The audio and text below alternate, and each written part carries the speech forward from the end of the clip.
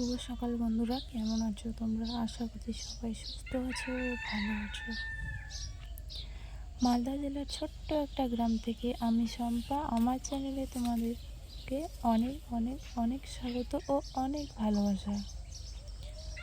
তো সকালবেলা আমাদের গ্রামের পরিবেশ কিছুটা বলেও এরকমই হয়, কারণ আমরা একদম গ্রামে থাকি।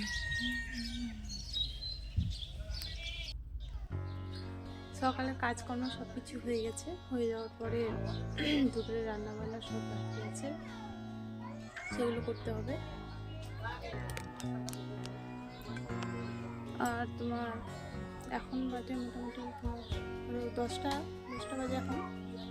আজকে দিনটা হচ্ছে তোমার আজকে বৃহস্পতিবার। তো স্নান করবো, পুজো দেবো, বাকি আছে। তো চলো পরে দেখা হচ্ছে।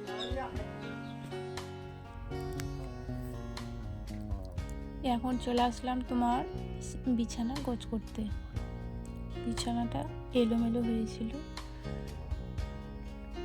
মানে কি বলতো, বিছানাটা করতে আমার একটু সমস্যাই হয়, কারণ আমার ঘরটাও না ছোট সব কিছু ছোট।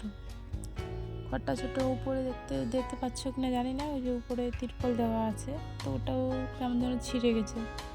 ওটাও ঠিক করার বাকি আছে, ওটাও ঠিক করতে হবে। আর এদিকে বিয়ে বাড়িতে গেছিলাম, বিয়ে বাড়ির যতগুলো কাপড় চোপড় আছে সবগুলো জড়ো হয়ে আছে, তো ওগুলো আবার কেচে দিতে হবে।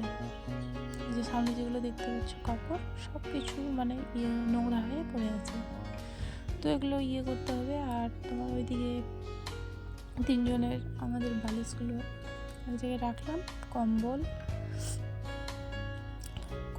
ওগুলো সব গুছিয়ে রাখলাম। আর মশারিটা ওইভাবেই রাখি, কারণ প্রত্যেকদিন টাঙাতে হয়। এত যে মশার যে অত্যাচার হয়েছে না, এখন কি বলবো, কয়েকদিন মশারি টাঙানো হয়নি, তো একদম মশা কামড়ে একদম কেমনই করে দিয়েছে।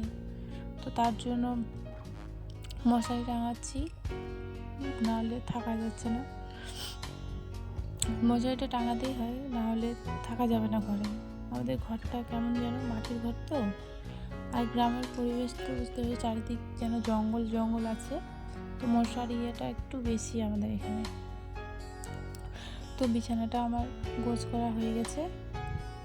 হয়ে যাওয়ার পরে আমি এখন একটু কিছু জিনিস আছে, বিয়ে বাড়িতে গেছিলাম, আমার ননদের বিয়ে ছিল, তো কিছু জিনিস আছে, ওগুলো আমি একটু গুছিয়ে রাখি।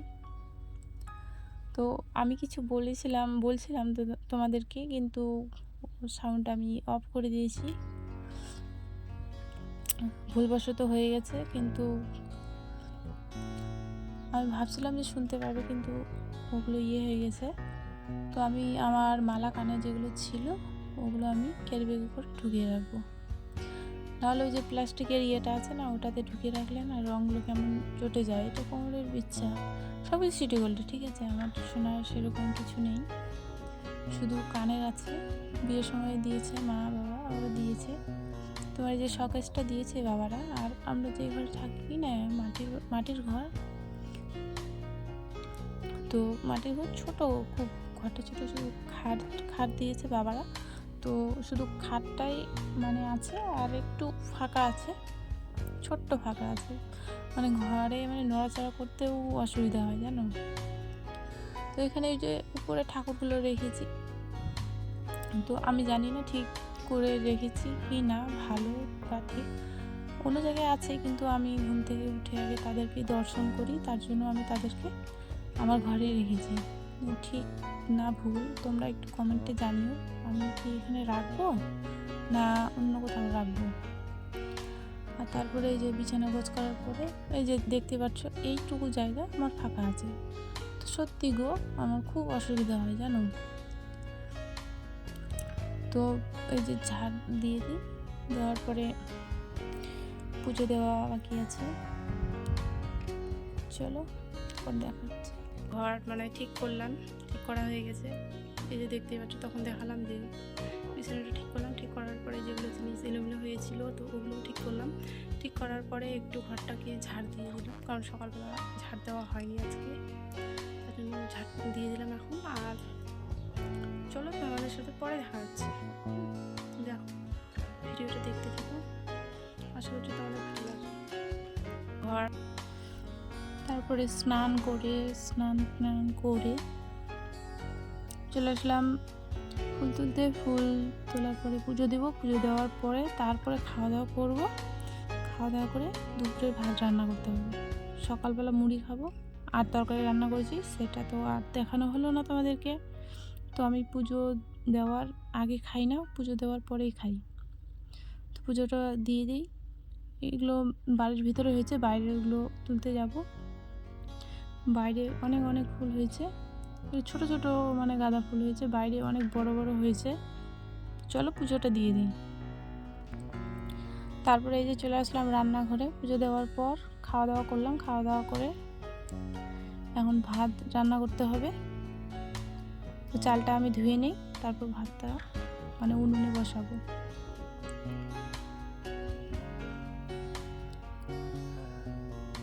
চালের হাঁড়িতে জল ঢেলে দিলাম।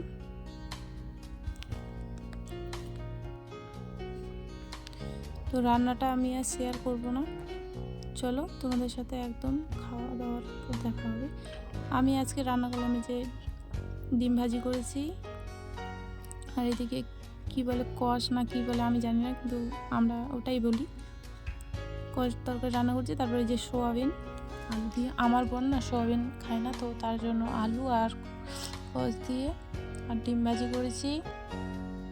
আর তোমার উনুনে এখনও বসা আছে আলু আর করলা, ওটা ভাজা। তো খাওয়া দাওয়া হয়ে গেল। খাওয়া দাওয়ার পরে এখন দুপুর 2টো বাজে। এখন ছাগলগুলোকে একটু খাবার দিতে আসলাম। ঘাস কেটে এনে রেখেছি, দিলাম। আবার বিকেলবেলা যেতে হবে। আমার তো এগুলোই কাজ, ছাগল গরু মানুষ, এই সবারই খাওয়া দাওয়ার জোগাড় করতে আমার দিন শেষ। তো আমাদের বাড়ির বাইরের এটা, ঠিক আছে, যেখানে আমরা ছাগলগুলো রাখি, ওই যে ওইদিকেও ছাগল বাঁধা আছে। কিছু কিছু ছাগলকে এখানে খেতে দিয়েছি, আর কিছু জমিতে মানে রেখে এসেছি। আর ওই যে সামনেরটা, ওগুলো আমাদের জমি না, মানুষের জমি। তো ভুট্টা লাগিয়েছে। আর তোমার ওই মন্দিরটা তো সবসময় আমি দেখাই, কারণ আমাদের বাড়ির এখানেই, আর আমরা এইগুলাতেই মানে চলাফেরা করি। গম, এইগুলো রসুন, আর ওই যে মা ওখানে বসে আছে।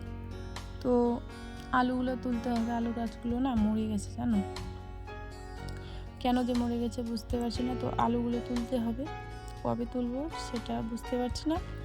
তারপর তোমার জমি থেকে চলে আসলাম বাড়িতে এসে তোমার বিকেলবেলা, এখন 4টা বাজে। তো বাড়িঘর ঝাড় দিয়ে দিলাম। তো এখন সন্ধ্যা 6টা।